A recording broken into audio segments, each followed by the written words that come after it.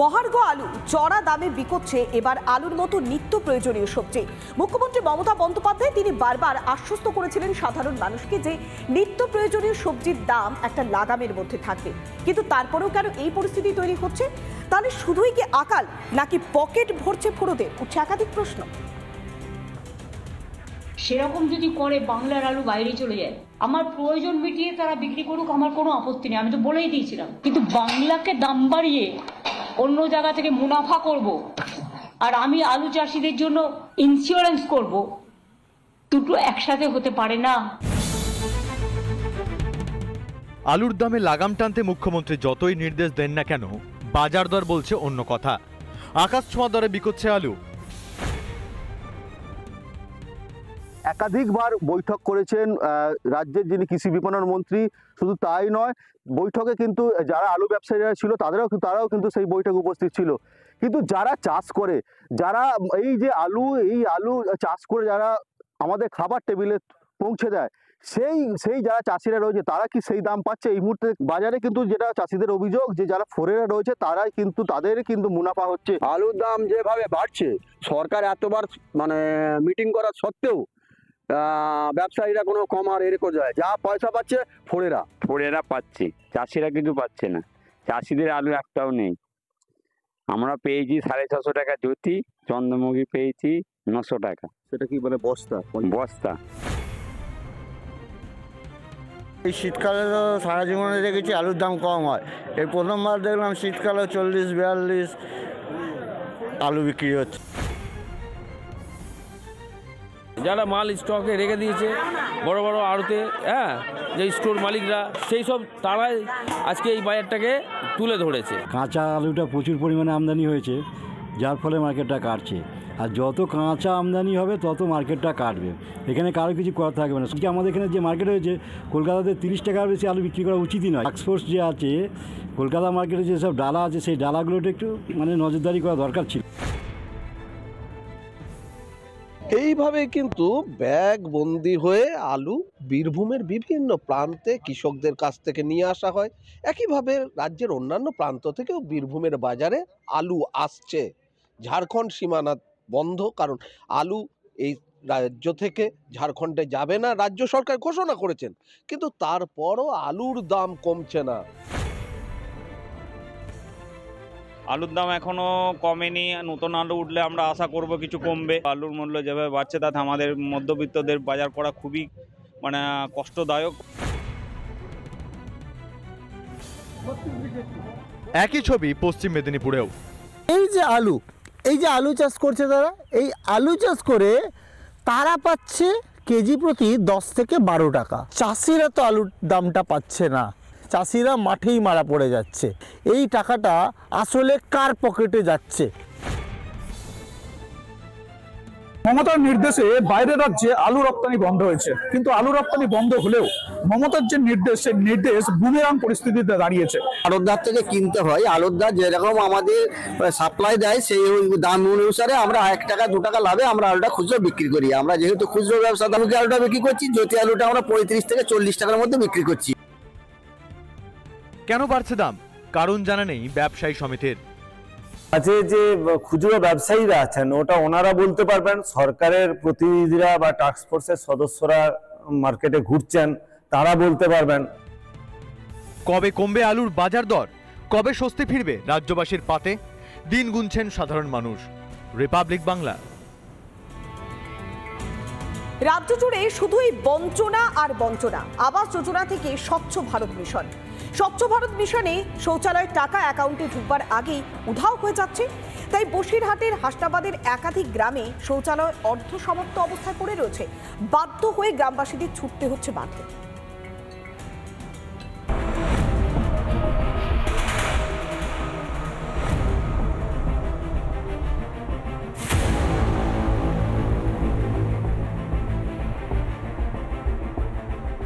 বাড়িতে নেই শৌচালয়, স্বচ্ছ ভারত মিশনে আবেদন করেও বঞ্চনা। অভিযোগ হাসনাবাদের পাটলিখানপুর গ্রাম পঞ্চায়েত, বরুণহাট গ্রাম পঞ্চায়েত সহ বিভিন্ন এলাকায়। কোথাও অর্ধসমাপ্ত পড়ে শৌচালয়, আবার কোথাও টাকা না মেলায় তৈরি হয়নি শৌচালয়। এখন আমরা রয়েছি হাসনাবাদের হাউলিপাড়া এলাকায়। এখানে একটা উপভোক্তার নাম রবীন্দ্রনাথ হাউলি, তার যে শৌচালয় অনুমোদিত 12,000 টাকা, কিন্তু সেই শৌচালয় কিন্তু একদম অর্ধসমাপ্ত। ক্যামেরা পার্সনকে ভালো করে দেখানোর জন্য বলবো, দেখো সেই শৌচালয়ের কিন্তু ছাদ নেই, ছাদ হয়নি, দরজা নেই, তার ভিতরে যে প্যান থাকে সেই প্যানটা কিন্তু ভিতরে নেই, যে সেফটি ট্যাঙ্ক সেই সেফটি ট্যাঙ্ক কিন্তু তৈরি হয়নি। এই শৌচালয়ের টাকাটা কিন্তু উঠে গিয়েছে, এমনটাই কিন্তু অভিযোগ। আমাদের যে অফিসার সুশান্ত দা ছিলেন, দাঁড় করিয়ে রেখে ফটো তুলে দুয়ার করে আমার কাছ থেকে কাগজপত্র নিয়ে গেছেন, ব্যাঙ্ক অ্যাকাউন্ট সহ, আধার কার্ড সহ সব কিছু, কিন্তু উনি টাকা ঢুকিয়ে দেননি। উনি আবার আমার কাছ থেকে 1,000 টাকাও নিয়ে গেছেন। না, আমি কোনোদিনও পাইনি বাথরুমের টাকা, খাতা কলমে টাকা উঠে গেছে, আমি জানতে পারলাম ভিডিও। এসডিও, ডিএম, এমনকি মুখ্যমন্ত্রীর দপ্তরে পর্যন্ত তিনি অভিযোগ জানিয়েছেন, কিন্তু তার সেই অভিযোগ আজও পর্যন্ত খতিয়ে দেখা হয়নি। সেই আগের মতোই আগানে বাগানে গিয়ে শৌচকর্ম সারতে হচ্ছে। এখন প্রশ্ন, আম জনতার প্রাপ্য শৌচালয় তৈরির টাকা গেল কোথায়?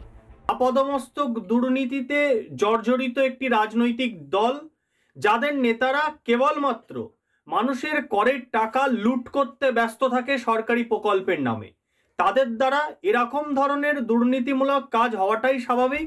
তবে সবটাই নাকি বিরোধীদের চক্রান্ত। বঞ্চনার অভিযোগ পৌঁছায়নি পঞ্চায়েত সহ স্থানীয় শাসক নেতাদের গলায়।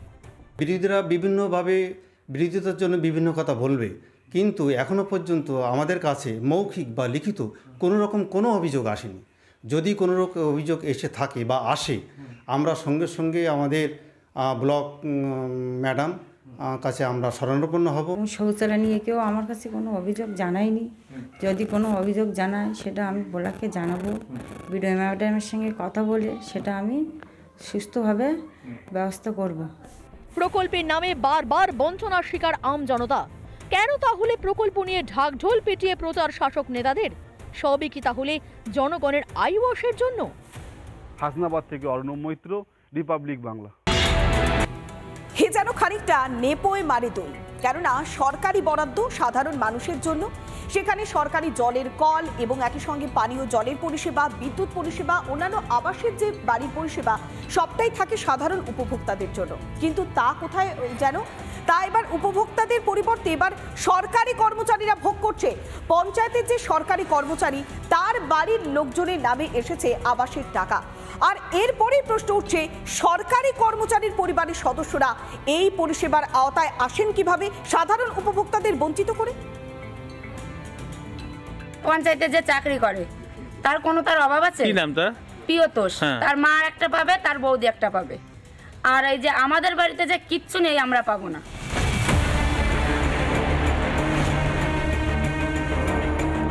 কথায় আছে, ভাগের মা গঙ্গা পায় না, বা বলা ভালো রক্ষকই ভক্ষক। এই যে পেছনে যে ঘর বাড়িগুলো দেখা যাচ্ছে, এইগুলোতে কিন্তু কোনো রকম আবাস যোজনার ঘর এরা পায়নি। তার পরিবর্তে সরকারি যে আমলা, তার মায়ের এবং বৌদির নাম এসেছে। শুধু আবাস নয়, সব ধরনের সরকারি সুবিধাই পান পঞ্চায়েত কর্মী। এমনই অভিযোগ নদিয়ার শান্তিপুর বাবলা পঞ্চায়েতে। কতবার করি ঘর আবেদন করার জন্য, ইনকোয়ারি তো আসে না। না, ইনকোয়ারি তো আসেই না, আসে অন্য জায়গাতে করে চলে যায়। প্রিয়তোষের বাড়িতে ও চাকরি, পঞ্চায়েতে চাকরি করে বলে সেই জন্য ও সব সুযোগ সুবিধা নিচ্ছে। 12 বছর আগে, 12-13 বছর। ইনকোয়ারি তো কখনো আসেনি কোনোদিন? না। যখন ইনকোয়ারি করতে আসে তখন আপনারা দেখান না যে বললো কোনো গাই করে না, হবে না। ঘর তলে পাননি আপনারা? না না না। কারা পাচ্ছে? যাদের দোতলা তাদের আর একতলা হচ্ছে আর কি। অভিযোগে সরব পঞ্চায়েতের বিজেপি সদস্য। এই যে এইভাবে করছে তার জন্য কিন্তু আমাদের প্রধানমন্ত্রী এই হিসাব দিতে পারছে না, এরকম দুর্নীতি করছে, তার জন্য কিন্তু ঘরের টাকা আটকে দেওয়া হচ্ছে। 100 দিনের কাজা, এই কারণেই 100 দিনের টাকাও আটকে দেওয়া হচ্ছে। অভিযোগ স্বীকার পঞ্চায়েতের তৃণমূল সদস্যেরও।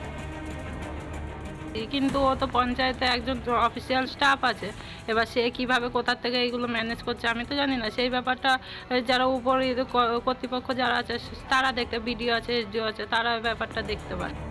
অভিযোগ উড়িয়েছেন সরকারি কর্মচারী। লিস্ট সম্ভবত আমি তখন জয়েন করিনি, তখনকার লিস্ট, এবং তখন আমাদের আর্থিক অবস্থা সত্যিই খারাপ ছিল। এবং তখন যখন ইনকোয়ারি আসে, কিছুদিন আগে ইনকোয়ারি যায়, তখন আমি পরিষ্কার বলে দিই ইনকোয়ারি অফিসারদের যে আমাদের যেহেতু ঘর হয়ে গেছে অলরেডি, আমরা ঘর নেব না। এটার কথা আমি বুঝে সেটা রাস্তায় আছে, আপনারা সেটাও দেখতে পারেন, আমার বাড়ির মধ্যে কোনো কিছু লাইট নেই। দিকে দিকে আবাসে বঞ্চনার অভিযোগ। কেন বঞ্চনা রুখতে কড়া হাতে পদক্ষেপ করছে না সরকার? প্রশ্ন থাকলেও উত্তর অধরায়। নদিয়া থেকে পলাশকান্তি মণ্ডলের রিপোর্ট, রিপাবলিক বাংলা। নানা ধরনের কন্টেন্ট দেখার জন্য লাইক করুন, শেয়ার করুন আমাদের ফেসবুক পেজ, সাবস্ক্রাইব করুন আমাদের ইউটিউব চ্যানেল। পাশাপাশি অন্যান্য ব্রেকিং নিউজের জন্য অবশ্যই চোখ রাখুন রিপাবলিক বাংলায়।